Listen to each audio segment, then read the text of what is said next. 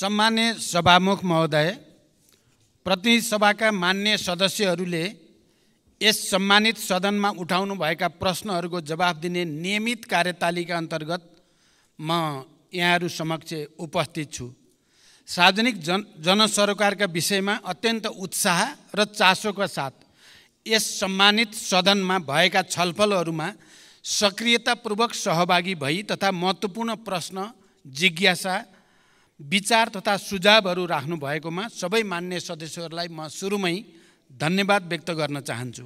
यहाँहरूले विभिन्न समयमा उठाउनु भएका प्रश्न, जिज्ञासा, सुझाव तथा धारणालाई सरकारले गम्भीरतापूर्वक लिँदै आएको छ र गम्भीरतापूर्वक लिँदै जाने पनि छ। मेरो नेतृत्वमा सरकार गठन भएको यो अवधिमा सुशासन, सामाजिक न्याय र समृद्धिलाई मुख्य केन्द्रमा राखी राज्यका सम्पूर्ण शक्ति र सामर्थ्यलाई देश र जनताको हितमा अधिकतम परिचालन गर्ने प्रयास गर्दै आएको कुरा यहाँहरूलाई अवगत नै छ। सरकारको मुख्य जोड सङ्घीय लोकतान्त्रिक गणतन्त्रात्मक शासन व्यवस्थाको सुदृढीकरण, अर्थतन्त्रको पुनरुत्थान र सबलीकरण, सार्वजनिक सेवामा जनताको सहज पहुँच, भ्रष्टाचार नियन्त्रण र सुशासनको प्रवर्धन रहेको छ। नागरिकलाई शासकीय प्रणालीप्रतिको भरोसा र सरकारप्रति विश्वास दिलाउँदै सबैतिर आशाको सञ्चार गराउने हाम्रो निरन्तर प्रयास रहँदै आएको छ। यसै गरी विकास निर्माण कार्यलाई गति दिन, शान्ति प्रक्रियालाई यथाशीघ्र निष्कर्षमा पुर्याउन तथा स्वतन्त्र र सन्तुलित परराष्ट्र नीति अवलम्बन गर्दै राष्ट्रिय हित प्रवर्धन गर्न सरकार प्रतिबद्ध रहँदै आएको छ।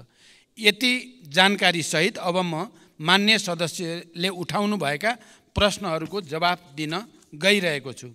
र पहिलो प्रश्न मान्य उदय शमशेर राणाले भर्खरै राख्नुभयो।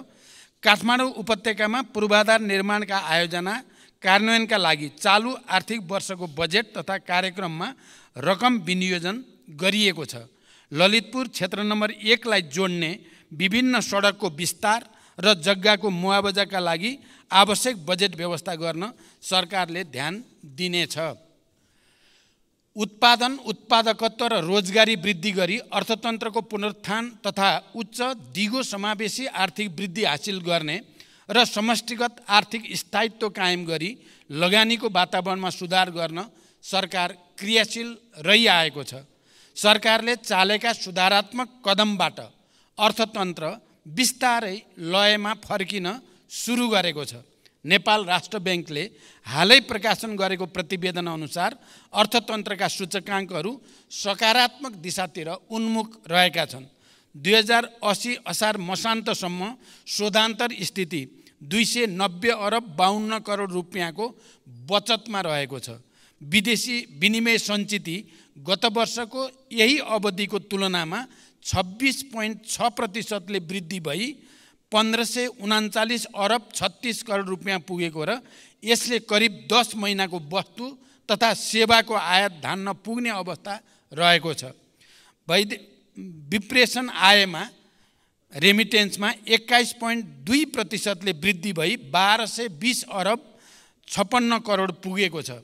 वैदेशिक लगानी प्रवर्धन गर्न नीतिगत र संस्थागत सुधार गर्दै वैदेशिक लगानीको स्वीकृति प्रक्रियालाई सहजीकरण गर्न थ्रेसहोल्ड घटाउने लगायतका कार्य अगाडि बढाइएको छ।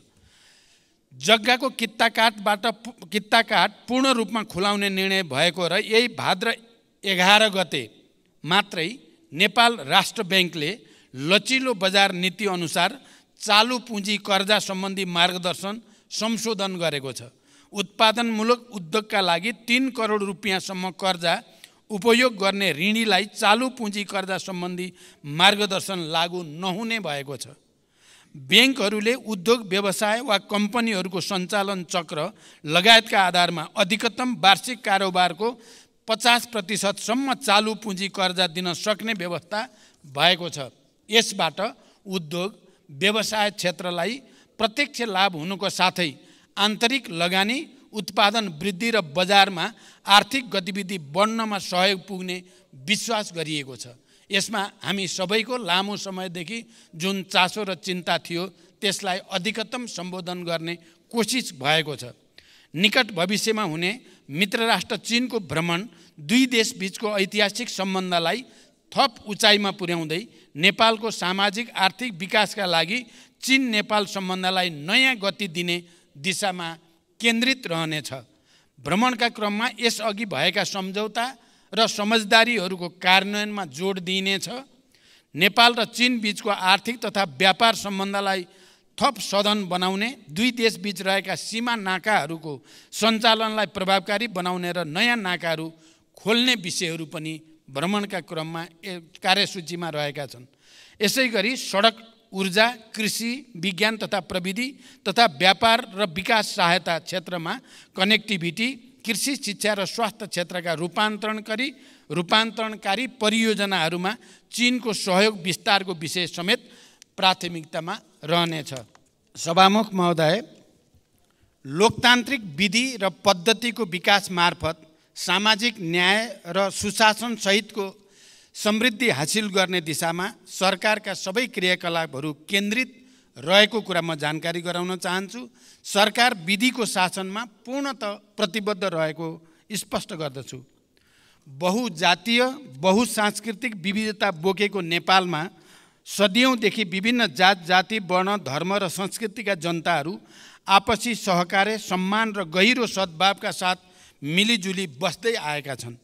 अनेकतामा एकता नेपाली मात्रको विशिष्टता र नेपाली समाजको आधारभूत चरित्र पनि हो। सबैको सहअस्तित्व कायम गर्दै मौलिकताको संरक्षण र सम्वर्धनमा नै हाम्रो राष्ट्रिय एकता दिगो दरिलो भई साँचो अर्थमा राष्ट्रियता बलियो हुनेछ। नेपालको कानुनले हरेक व्यक्ति र सम्प्रदायलाई अरूको धर्म, संस्कृति र आस्थामा चोट नपुर्याई आफ्नो धर्म, संस्कृतिको पालना गर्ने स्वतन्त्रता प्रदान गरेको छ। अत परापूर्व कालदेखि यहाँ कायम रहिआएको सामाजिक एकता, सद्भाव र सामाजिक सहअस्तित्वमा खलल पार्ने कुनै पनि किसिमको कार्य हुन नदिन सरकार दृढ छ, स्पष्ट पनि छ। सामाजिक सद्भावमा खलबल पार्ने वा एक अर्काको संस्कृति र धर्म विरुद्ध हुने द्वेषपूर्ण अभिव्यक्ति र कार्यलाई सरकारले कुनै हालतमा छुट दिन सक्दैन। नेपालको संविधानको पूर्ण पालना गर्नु हामी सबैको साझा दायित्व हो। मैले पहिचानको कुरा गर्दा या कुनै कुरा गर्दा अरू कसैको पहिचान, आस्थामाथि कुनै खालको विभेद नगर्ने कुरा पनि म स्पष्ट गर्न चाहन्छु। सुदूरपश्चिम प्रदेशको राजधानी गोदावरीमा निर्माण गर्ने सन्दर्भमा जग्गा प्राप्ति लगायतका विषयमा प्रक्रियामा रहेको जानकारी गराउन चाहन्छु। यद्यपि सुदूरपश्चिममा अझै पनि राजधानीको जमिनको बारेमा अलिकति छलफल चलिरहेको जानकारी पनि मलाई प्राप्त छ। त्यसलाई समेत विचार गरेर यसको छिटै निष्कर्षमा पुर्याइनेछ।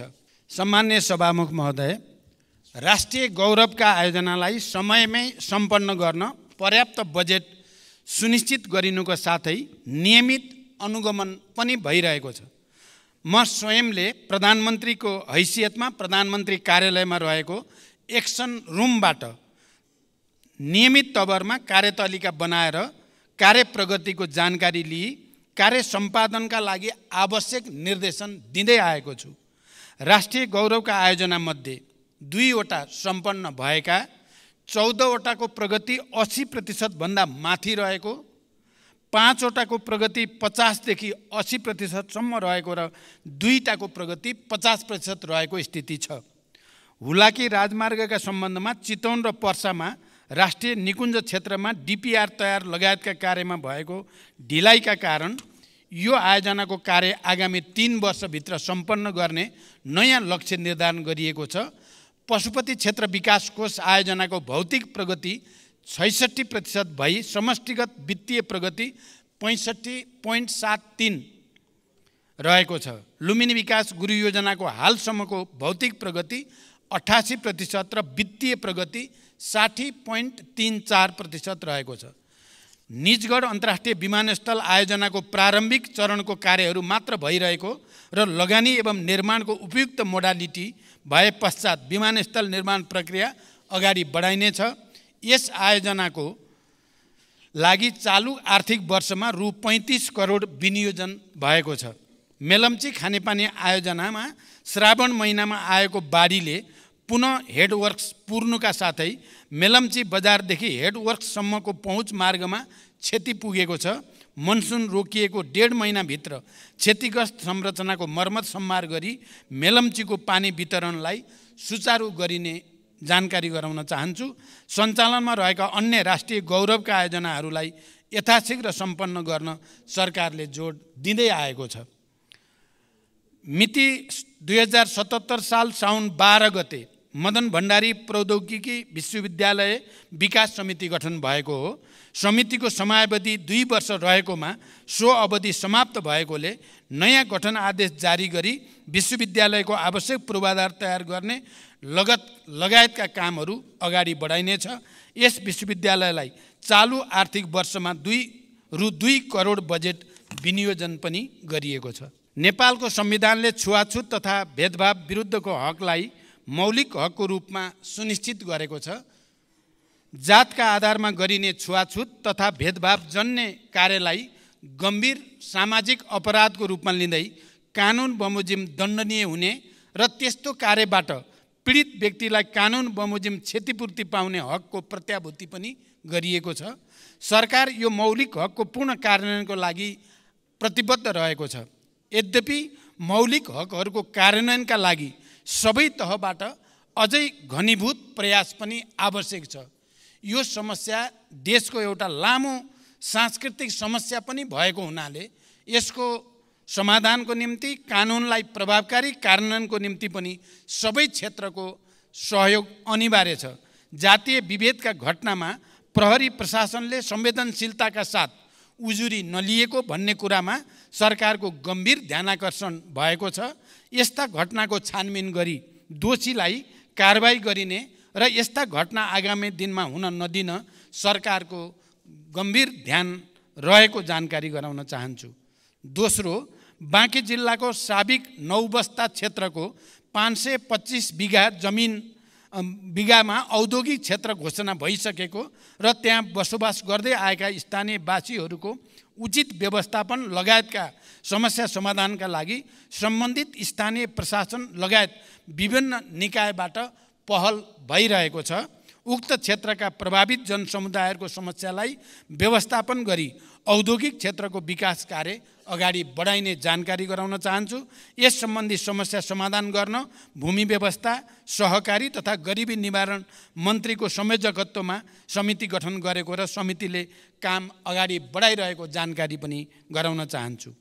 तेस्रो, बाँकेको खजुरा गजुरा 6 गिजरा बस्तीका सन्दर्भमा भूमि सम्बन्धी ऐन 2021 को दफा 12 ङ को समितिको प्रतिवेदन, भूमि व्यवस्थापन तथा अभिलेख विभागको निर्णय बमोजिम गिजरा खाँडसारी मिल्स प्राइभेट लिमिटेडका हदबन्दी भन्दा बढीका जग्गाहरू जफत गरी नेपाल सरकारका नाममा कायम गर्न र जफत गरिएका जग्गामा रहेको अतिक्रमण हटाउन 2080 जेठ 8 गते निर्णय भई कार्यान्वयनमा रहेको जानकारी गराउँदछु। उक्त क्षेत्रमा बसोबास गर्दै आएका भूमिहीनलाई जग्गा उपलब्ध गराउन भूमि समस्या समाधान आयोगले कार्य अगाडि बढाइरहेको जानकारी पनि म गराउन चाहन्छु। सुदूरपश्चिम प्रदेशको राजधानी गोदावरीमा निर्माण गर्ने सन्दर्भमा जग्गा प्राप्ति लगायतका विषय प्रक्रियामा रहेको जानकारी मैले अघि नै गराइसकेको छु।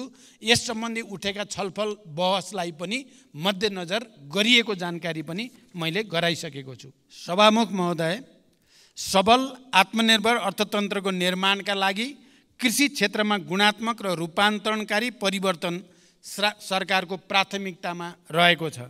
कृषि क्षेत्रको उत्पादन र उत्पादकत्व बढाउन कृषि क्षेत्रमा आधुनिकीकरण, यान्त्रिकीकरण र व्यवसायीकरणलाई सरकारले उच्च रूपमा जोड दिँदै आएको छ। कृषि क्षेत्रमा विगतदेखि लगानी गर्दै आएको र यसबाट उत्पादन र उत्पादकत्वमा समेत केही वृद्धि भइरहे पनि अपेक्षित प्रतिफल प्राप्त हुन नसक्नुका कारणहरू पहिल्याउँदै उत्पादकत्व वृद्धिका लागि विभिन्न कार्यक्रमहरू सञ्चालनमा रहेका छन्। सरकारले प्रधानमन्त्री कृषि आधुनिकीकरण परियोजना लगायत प्रदेश र स्थानीय तह मार्फत उल्लेख्य रकम विनियोजन गरी कृषि क्षेत्रमा पर्याप्त साधन स्रोत परिचालन गर्ने नीति लिएको छ। कृषि उत्पादनको वृद्धिका लागि सिँचाइको सुविधाको विस्तारलाई जोड दिनुको साथै रासायनिक मलको आपूर्ति समयमै हुने कुराको सुनिश्चितता गरिएको छ। साथै कृषि बाली वस्तुहरूको विशेष उत्पादन क्षेत्र जस्तै जोन, सुपर जोन, उन्नत बिउ बिजनको विकास, उत्पादन तथा वितरणको लागि एकीकृत राष्ट्रिय कार्यक्रम सञ्चालनमा रहेका छन्। कृषि उपजको बजार सुनिश्चितताका लागि विभिन्न कार्यक्रमहरू सञ्चालन भइरहेका छन्। त्यसैगरी दूध तथा मासुमा आत्मनिर्भरताका लागि पशु नस्ल सुधार, आहार व्यवस्थापन तथा पशु स्वास्थ्य सुधारका कार्यक्रमहरू पनि सञ्चालनमा रहेका छन्। बाँझो जमिनमा कृषि प्रवर्धन कार्यक्रम, फलफुल क्षेत्र विकास तथा ग्रामीण कृषि उद्यम विकासका कार्यक्रमहरू सञ्चालनमा रहेका छन्। कृषि उत्पादन क्षेत्रको जोखिम व्यवस्थापन गर्न कृषि बिमा कार्यक्रम सञ्चालनमा रहेको छ, जस अन्तर्गत बिमा प्रिमियममा 80% अनुदान सङ्घीय सरकारले उपलब्ध गराउने गरेको छ। कृषि क्षेत्रमा लगानी बढाउन सहुलियत दरमा कृषि कर्जाको विस्तार तथा दायरा बढाउँदै पनि लगिएको छ। उत्पादित कृषि वस्तुहरूको बजारको सुनिश्चितताका लागि धान, गहुँ, उखु लगायतका बालीको न्यूनतम समर्थन मूल्य निर्धारण गर्ने लगायतका कार्यक्रमहरू पनि सञ्चालनमा रहेका छन्। कृषि पेसालाई सम्मानजनक र मर्यादित बनाउन कृषकहरूलाई नियमित तवरमा पुरस्कृत गर्ने कार्यक्रमहरू जस्तै राष्ट्रपति कृषक पुरस्कार कार्यक्रम सञ्चालनमा रहेका छन्। कृषि पेसालाई दिगो, दरिलो र गर्विलो बनाउन सरकार प्रतिबद्ध छ, तर अहिलेसम्म जे जति भएको छ त्यसबाट सन्तुष्ट हुने स्थिति भने पक्कै पनि छैन। त्यसकारण कृषि क्षेत्रमा व्यापक सुधार गर्न र उत्पादन र उत्पादकत्व वृद्धि गर्न हामी आफैले सञ्चालन गरेका कार्यक्रमहरूको प्रभावकारिताका साथै यसपटक म भारत भ्रमणमा रहँदा अलि भारतीय नेतृत्वसँग, खास गरी प्रधानमन्त्री मोदीजीसँग कृषिमा सहकार्य गरेर उत्पादकत्व वृद्धि कसरी गर्न सकिन्छ र प्राकृतिक खेती प्रणाली बडो नयाँ टेक्नोलोजीको साथ सञ्चालन गर्ने बारेमा सहकार्य गर्ने निधो पनि भएको छ र हामी त्यो प्रक्रिया अगाडि बढाउँदैछौँ। मलाई लाग्छ यसपटकको मेरो चीन भ्रमणमा पनि कृषिमा सुधारका निम्ति उत्पादन र उत्पादकत्व वृद्धिमा विशेष ध्यान दिने पनि हाम्रो योजना रहेको जानकारी गराउन चाहन्छु। अर्का प्रश्नकर्ता मान्य श्री एकनाथ ढकाल। सम्माननीय सभामुख महोदय, विस्तृत शान्ति सम्झौताको 2 हस्ताक्षरकर्तामध्ये सम्माननीय प्रधानमन्त्रीज्यू एक हुनुहुन्छ।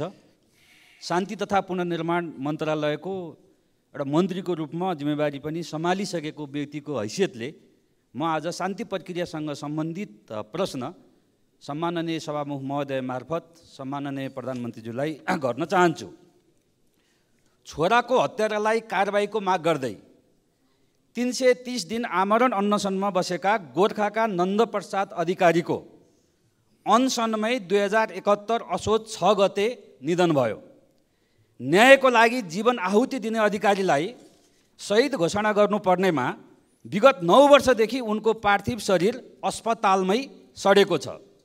मृतक नन्दप्रसादकी धर्मपत्नी गङ्गमाया अधिकारी अहिलेसम्म पनि बेहाल अवस्थामा सत्य र न्यायको प्रतीक्षामा छिन्। सरकारको नीति तथा कार्यक्रमको 176 बुँदामा शान्ति प्रक्रिया र सङ्क्रमणकालीन न्याय सम्बन्धी बाँकी काम 2 वर्षमा सम्पन्न गर्ने उल्लेख छ। सम्माननीय प्रधानमन्त्रीज्यूलाई मेरो प्रश्न यो छ कि मृतक नन्दप्रसादकी धर्मपत्नी गङ्गमाया अधिकारीको मागको सम्बोधन कहिले र कसरी गर्नुहुन्छ? वर्षौँदेखि न्यायको लागि भनेर शान्तिपूर्ण अनसनमा बसेकी गङ्गमाया अधिकारीलाई भेट्नु प्रधानमन्त्रीज्यूको कर्तव्य हो कि होइन? कहिले उहाँलाई भेट गर्न जानुहुन्छ? शान्ति प्रक्रिया कहिले टुङ्गिन्छ? धन्यवाद। सम्माननीय प्रधानमन्त्री। सभामुख महोदय, मैले अघि पनि भनिसकेको छु, यो सरकार विधिको शासनमा पूर्णतः प्रतिबद्ध रहेको छ। जनताको स्वतन्त्रता, समानता, सहअस्तित्व र मानव अधिकारको रक्षाको लागि सरकार निरन्तर प्रतिबद्ध छ। सरकारले अदालतको निर्णयको सदैव सम्मान गर्दै कार्यान्वयनमा तदारुकताका साथ पहल गर्दै पनि आएको छ। नेपालको संविधानको धारा 276 राष्ट्रपतिले कुनै न्यायिक वा अर्धन्यायिक निकाय वा प्रशासकीय पदाधिकारी वा निकायले गरेको सजायलाई कानुन बमोजिम माफी, मुल्तवी, परिवर्तन वा कम गर्न सक्ने संवैधानिक व्यवस्था रहेको कुरा जानकारीमै छ हामी सबैलाई।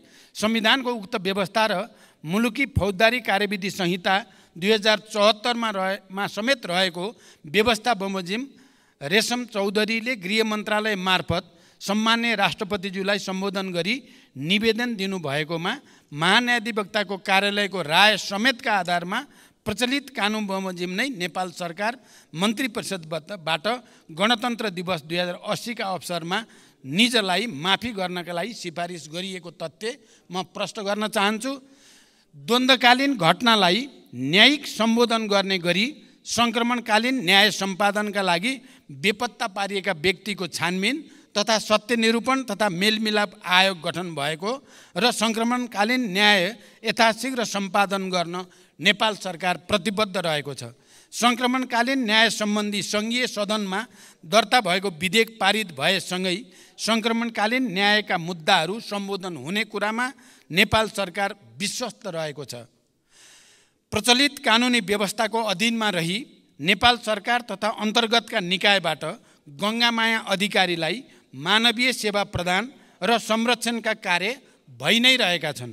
अस्पतालको विवरण अनुसार निजको स्वास्थ्य अवस्था सामान्य नै रहेको र उपचारका लागि सरकारले रु 37,47,000 उपलब्ध गराएको कुरा पनि म यहाँ जानकारी गराउन चाहन्छु।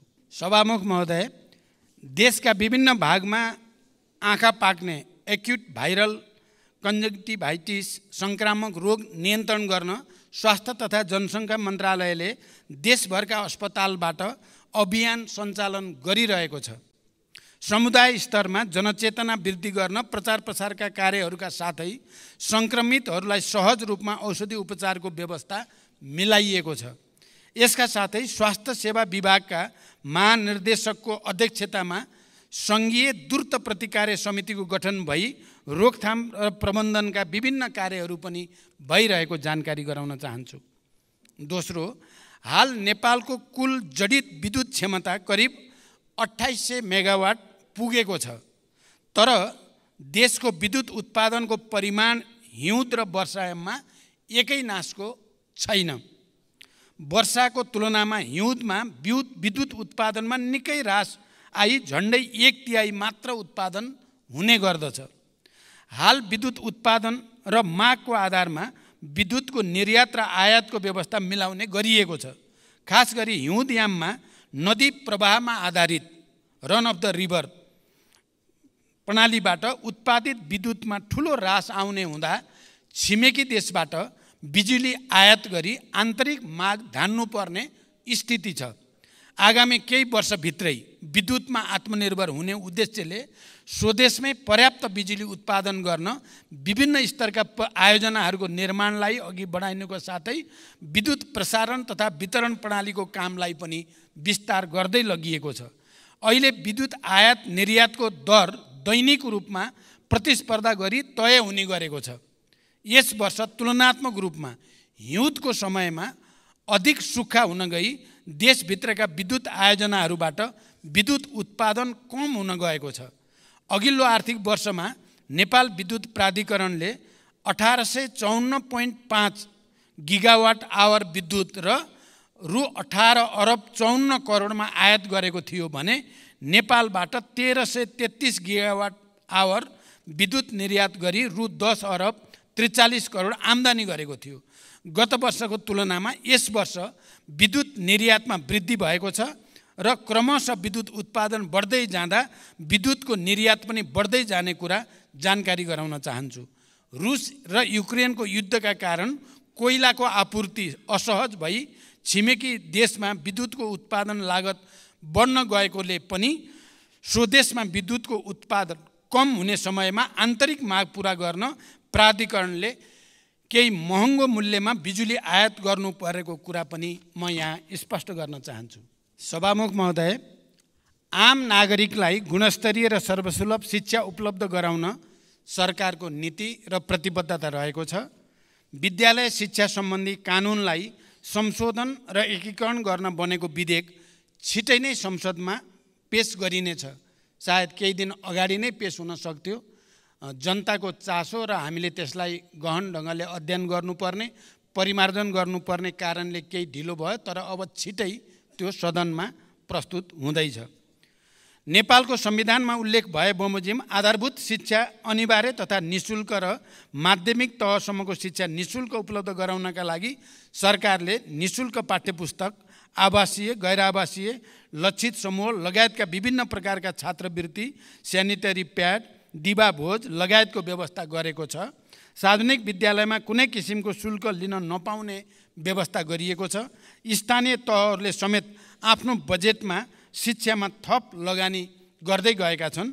उच्च शिक्षा अन्तर्गत चिकित्सा शिक्षामा सरकारी लगानीका संस्थाहरूमा कुल सिटको 75% सिटमा विद्यार्थीहरूले निःशुल्क अध्ययन गरिरहेका छन्। सार्वजनिक शिक्षालाई निःशुल्क बनाई सबैको पहुँचमा पुर्याउनको लागि थप स्रोतको व्यवस्था गर्न सरकार प्रयत्नशील रहेको जानकारी गराउन चाहन्छु। स्वायत्त निकायको रूपमा त्रिभुवन विश्वविद्यालयका काम कारबाहीहरू त्रिभुवन विश्वविद्यालय ऐन 2049 बमोजिम सञ्चालनमा रहेका छन्। विश्वविद्यालयको हाजिरी व्यवस्थापन सम्बन्धमा विश्वविद्यालयको आन्तरिक प्रशासनले नियमन गरिरहेको र नियम बमोजिम नभएका कार्यहरूमा सम्बन्धितलाई कानुन बमोजिम कारबाही हुने कुरा पनि म जानकारी गराउन चाहन्छु। ताप्लेजुङ लगायत देशका विभिन्न भागमा अविरल वर्षाका कारण आएको बाढी पहिरोमा परि विस्थापित हुन पुगेका जनतालाई स्थानीय प्रशासनको सहयोगमा उद्धार गरी सुरक्षित स्थलमा बसोबासको व्यवस्था मिलाइएको छ। उनीहरूलाई सरकारबाट उपलब्ध गराउनुपर्ने राहत पनि उपलब्ध गराइएको छ। मौसममा सुधार आएसँगै उनीहरूको पुनर्स्थापनाको उचित व्यवस्था मिलाइने पनि जानकारी गराउँदछु। सभामुख महोदय, नेपालको राजनैतिक आन्दोलनमा रोल्पा जिल्लाको विशिष्ट र ऐतिहासिक योगदान रहेको कुरामा कसैको विमति हुने छैन। इतिहासका हरेक कालखण्डमा रोल्पाली जनताको वीरता र साहसको उच्च प्रशंसा हुनेछ भन्ने मेरो विश्वास छ। विकास र जनताको जीवनस्तरमा रूपान्तरणका लागि विगतदेखि नै उच्च प्राथमिकता सरकारले दिँदै आएको छ। मानव विकासमा पछाडि रहेका कर्णाली प्रदेश, सुदूरपश्चिम प्रदेश, मध्य प्रदेश, रोल्पा, रुकुम लगायतका जिल्ला तथा क्षेत्रलाई विकासको मूल प्रवाहमा ल्याउन र ती क्षेत्रमा पूर्वाधारका संरचनाको विकासका लागि सरकारले प्राथमिकताका साथ कार्यक्रमहरू सञ्चालन गरिरहेको जानकारी गराउन चाहन्छु। जुम्ला जिल्लाको विकासलाई सरकारले प्राथमिकतामा राख्दै स्याउको सुपर जोन तथा पकेट क्षेत्रहरू घोषणा गरी आवश्यक सहयोग तथा सहुलियत प्रदान गर्दै आएको छ। यस वर्षको बजेट तथा कार्यक्रममा प्रधानमन्त्री कृषि आधुनिकीकरण आयोजना लगायतका कार्यक्रम तथा प्रदेश तथा स्थानीय तहको विकास कार्यक्रमबाट उत्पादन, प्रशोधन तथा प्याकेजिङमा आवश्यक सहयोग तथा सहुलियत प्रदान गरिएको छ। स्याउको भण्डारणको लागि उच्च क्षमताको कोल्ड स्टोर निर्माण पनि भइरहेको छ। तेस्रो, सरकारले दाङको घोराईदेखि रोल्पाको होलेरी हुँदै रुकुमको मैकोटसम्मको शहीद मार्गलाई प्राथमिकता राखेर कार्यान्वयन गर्दै आइरहेको छ। सडक र पुलको माग देशभरि नै अत्यधिक हुने गरेको, थुप्रै सडक योजनाहरू सञ्चालन गर्नु परिरहेको तर पर्याप्त बजेट विनियोजन गर्न नसकिएको कुरा सत्य हो। घोराई होलेरी खण्डको 31 किलोमिटर सडक अत्यधिक भार बोक्ने सिमेन्ट उद्योगका ट्रकहरूको कारणले पनि क्षति भइरहेको छ। भार नियन्त्रण गर्दै सडकको आवश्यक मर्मत सम्मार गरी सडक सुधार गर्न सरकार प्रतिबद्ध रहेको जानकारी गराउँछु। घोराई होलेरीको वैकल्पिक सडक बनाउने सुझावका विषयमा आगामी दिनमा छलफल गरी आवश्यक कार्य अगाडि बढाइनेछ। सभामुख महोदय, मान्य सदस्यले बडो संवेदनशील भएर प्रश्न राख्नु भएको छ। म धन्यवाद भन्न चाहन्छु। मेरो नेतृत्वमा सरकार गठन भएदेखि आजका दिनसम्म मैले सामाजिक न्यायको प्रत्याभूति, सुशासनको सुनिश्चितता र सार्वजनिक सेवा प्रवाहमा सुधारलाई मुख्य प्राथमिकतामा राख्दै आएको छु र यी कार्यहरूबाट एउटा सन्देश आम जनतामा प्रवाहित भइ पनि रहेको छ। प्रश्नमा भनिए जस्तो सरकारका यी कामहरू कुनै कुर्सी टिकाउनको लागि होइन, बरु देश र जनतामा राजनैतिक प्रणालीप्रति नै वितृष्णा छाएको, केही हुन्न सबै उस्तै हुन् भन्ने निराशावादी भाष्य निर्माण गर्न खोजिएको परिस्थितिलाई चिर्न र सरकारले एकपछि अर्को राम्रो काम गर्दै आएको कुरा स्थापित गर्न पनि गरिएको छ। म मान्य सदस्यहरूलाई यो विषयको गहिराईतिर विचार गर्न अनुरोध गर्न चाहन्छु। भुटानी शरणार्थी प्रकरण लगायतका सबै घटनामा राज्यले दबाब रहित तरिकाले निष्पक्ष छानबिन अघि बढाएकै कारण अहिले जनतामा सुशासन सम्भव छ भन्ने एउटा नयाँ आशा पलाएको हो भन्ने कुरा पनि म स्पष्ट गर्न चाहन्छु। अहिले त्योसँग सम्बन्धित विषयहरू अदालतमा रहेको र अदालतले उचित फैसला गर्ने विश्वास म व्यक्त गर्न चाहन्छु। वर्तमान सरकारले भ्रष्टाचार विरुद्ध शून्य सहनशीलताको नीतिलाई राज्यका तीनै तहमा कडाइका साथ कार्यान्वयन गर्दै आएको छ। यस अवधिमा सार्वजनिक प्रशासनलाई स्वच्छ, सक्षम, निष्पक्ष, पारदर्शी र व्यावसायिक र जवाबदेही बनाउँदै भ्रष्टाचारलाई कडाइका साथ नियन्त्रण गर्न सरकारले विभिन्न नीतिगत तथा कानुनी तथा संस्थागत सुधारलाई अघि बढाएको छ। मान्य सदस्यले भनेको जस्तो कसैलाई पनि बचाउने या कसैलाई पनि अप्ठ्यारोमा पार्ने नियतले कुनै पनि काम गरिएको छैन। जसरी कतिपय सन्दर्भमा मिडियामा आउने गरेको भन्दा ठिक विपरीत मैले दोषी कोही पनि नछुटोस्, निर्दोष कोही पनि नपरोस् भन्ने सिद्धान्त अनुसार नै प्रहरी प्रशासनलाई निर्देशन दिएको र मैले यतिसम्म पनि भनेको छु कि यदि अनुसन्धानको क्रममा प्रधानमन्त्री नै आउँछ भने पनि छोड्न आवश्यक छैन।